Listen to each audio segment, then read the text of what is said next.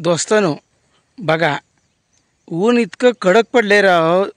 आज 4 वाजले त्या तर ऊन कडक आहे का. म्हशी कशा पाण्यात निवांत बसले. पाणी जकडं बघल तकडं पाणीच आहे राव. भाई जिकडं बघल तकडं पाणीच पाणी. आणि तुम्हाला सांगतो म्हशी निवांत पाण्यात बसली. काय सांगायचं. आता हे बाहेर कावा निघतील. आणि बगळं बी तुम्हाला सांगतो काय पाण्यात पोहतात. मी काय खाते तर मला कोडं पडले. ही बगळं पाण्यात काय खात असतील बरं. जकडं बघल तकडं बगळच येतं राव. काय खात असतील. ह्यांना इथं मासा बी दिसत नाही. कडचं पाणी बी खडूळ आहे. पण मसरा आली पाण्यात म्हणलं की पळून बघा हे पाण्याच्या कडेला येते. भाई दूर अंतरावर जाते ती आणि पवत बसते. बघा खायचं कमी आणि पवायचं जास्त. आता मागच्या 2-4 दिवसात पाण्यातले बसत नव्हत्या म्हशी, पण आज मात्र पाण्यात जास्त गेली त्या. म्हणजे मला वाटतंय आता थंडी गायब होणार. म्हशी ज्या अर्थी पाण्यात गेल्या त्या अर्थी थंडी आता महाराष्ट्रातून निघून जाते काय अशी शंका उपस्थित व्हायला लागली.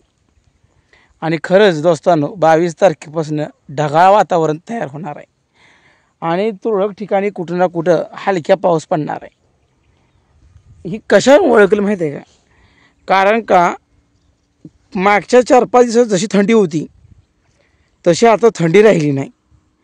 आणि दिवसा कडक ऊन पडलं की म्हणायचं काहीतरी गेम आहे. कारण का थंडीच्या दिवसात ऊन पडतंय म्हणजे काहीतरी भानगड आहे.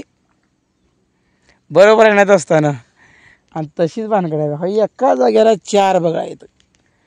का वैशिष्ट्य असेल बरं. एका जाग्याला 4 बगळा आहेत. ह्या बगळ्यांची भांडणं बी लागत नाही. ती निवांत आणि दररोज मला दिसते हीच बगळा येतं. हे भाई दररोज बघतोय माझी मसरं पाण्याला आले की हीच बगळे येतात. मग मला वाटतं ह्या मसरामध्ये पाण्यात गेल्यानंतर त्यांना वाटते पाणी खडूळ होईल. चुकून कडेला मासा येतोय का आणि मासा खायला मिळतोय का असं ह्या बघायला वाटत असेल राव. बरोबर आहे ना दोस्तानो. आमच्या भागात दोस्तानो पाऊस चांगला पडला होता. एकच पाऊस फक्त 1 तास ज्यादा मोठा पडला होता. आणि बाकीचं भीज पाऊस पडला होता. त्याच्यामुळे तुम्हाला सांगतो जिकडं बघल तकडं तलाव पूर्ण क्षमतेनं भरला. आता सांडीतनं पाणी वाहायचं बंद झालं आहे. पण सांडीच्या तोंडाला पाणी म्हणजे अजून 4-5 महिने ही पाण्याची पातळी कमी होत नाही. 4-5 महिने काय 4-5 वर्ष आता पाणी हलत नाही. कारण का पाणीच पाझरत नाही. त्यामुळे हलायचा प्रश्नच येत नाही. आणि ह्या मशीन तुम्हाला सांगतो शिंगात काहीतरी अडकवून घेतलेले हवाय. मला वाटतं घनेरी जे काटोक अडकवून घेतले बघा. ही काय पाण्यात म्हैस जाईना. ही म्हैस काय पाण्यात जाईना. हिला गार लागत असेल. ही कडेलाच पाणी पिती त्या गोळक्यात जात नाही. त्यांना माहीत आहे मसर मारती. ही कडेलाच बसाय बघती. पण असू द्या म्हैस काय करते बगळं झालं बघते तेव्हा. पण त्या म्हशीला बघा गावत नाही. बघा बघा बघा जवळ की चालले. बघा तुम्हीच बघू शकताय. बघा जवळ की चालले. बघा बघा बघा जवळ जाते का तुम्हाला सांगतो पाण्यात बसाय बघते कळणच. गेली बघा गेली बघा. बघा बघा याची टाकली बघा.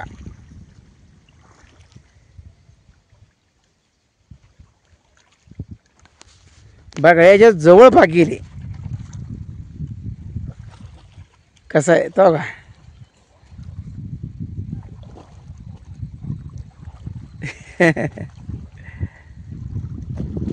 बसाय बैल बसली. तरी मी म्हटलं ही काय म्हैस बघायला धरणार नाही. ही बसायसाठी धडपड करते. आणि पोटात गेल्याशिवाय म्हशी बसत नाहीत. फुगल्या ना हिरवंगार चागा आहे तुम्हाला सांगतो दोस्तानं. कसा आहे चागा ही कडं जाऊ बाई कसं आहे अजून हिरवा आहे थोडं वायाला आहे खाती. आले गे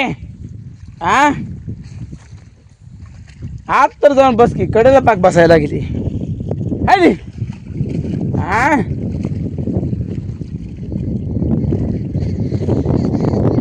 कोकाड्या ह्या बाजून पळायला गेल्या. कोकाड्या पण तुम्हाला सांगतो वरडत येते.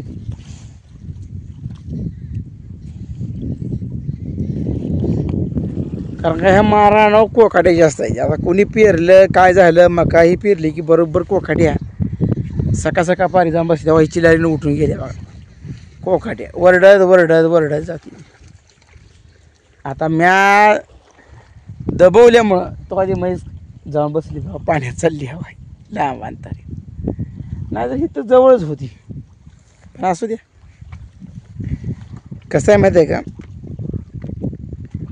बाकीची मसरं बाहेर निघणार ती म्हणून आता ही शेवटी तिथं जाऊन बसली आणि इतक्या लांब जाऊन बसली ती भारी झालं का तर सगळी एका रेषेत मसरं बसलीत बघा तो आधी. खोलवर पाण्यात गेल्यानंतर मसरं ही होत नाही खराब होत नाही. आणि कडेला काय होतं माहिती आहे का चिकोल असतोय ती गाळ असतो ती गाळ बरोबर त्यांच्या पाठीला थडकतोय. अशा पद्धतीने बघा तुम्हाला दाखवतो तकडं बघत तकडं तळच आहे.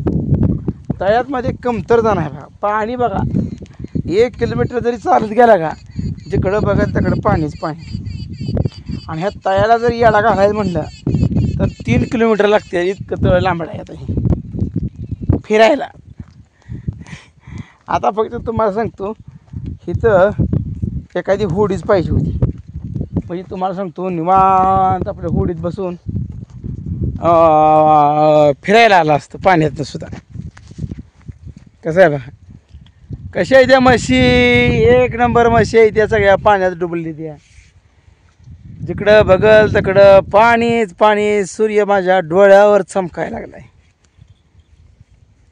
हली या महागारी या बाहेर निघा आता या हली या हली असं बोलवायला लागते ती मग मागायची. हली या हली या असं बोलवलं की म्हशी तुम्हाला सांगतो महाग येते द्या नाहीतर महाग तुम्हाला सांगतो म्हशीच येत नाही. या हली या आता 4 वाजत आली या बाहेर निघा पाण्यातनं मस्तपैकी खावा. पुन्हा अजून दिवस मावताना पाणी पाजतो. मसरांना पाण्याची चिंता नाही. मसरांना अजिबात पाण्याची चिंता नाही कारण का थोडे इकडून हिंडून आल्या का पाण्यात बसती.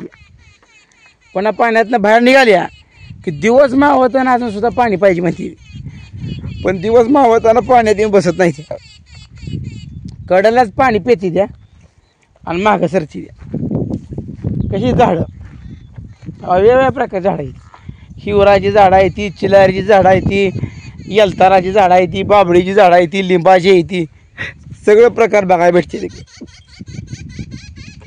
ही फक्त गावाकडेच बघायला भेटते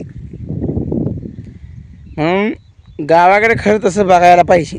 पर्यटन स्थळ तर गावाकडे झाली पाहिजे निर्माण.